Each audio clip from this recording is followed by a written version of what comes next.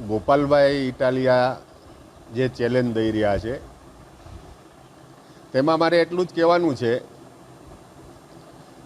કે ગોપાલભાઈ ઇટાલિયા વિસાવદરની વિધાનસભામાંથી ચૂંટાયેલા છે અને ગોપાલભાઈ ત્યાંથી રાજીનામું આપી દે અને કાંતિલાલ અમૃતિયા એ મોરબી વિધાનસભામાંથી રાજીનામું આપે અને બંને લોકો ચૂંટણી લડે. એ ચૂંટણીમાં ખ્યાલ આવી જશે, બરોબરીના ખેલ થશે. જોકે ગોપાલભાઈ ઇટાલિયા તો શિક્ષિત છે, ગ્રેજ્યુએટ છે અને વકીલ છે, પણ સામે કાંતિલાલ ભલે અંગૂઠા છાપ હોય. અમને તેમની ચેલેન્જ સ્વીકારી છે.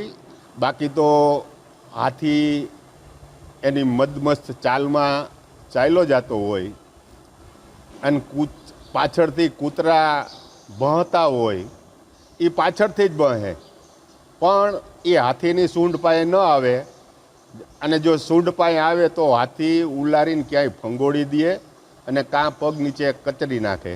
એટલે આવું ભસવાની વાત બંધ કરો અને તમે ચેલેન્જ સ્વીકારો. અમે એ ચેલેન્જ સ્વીકારી છીએ.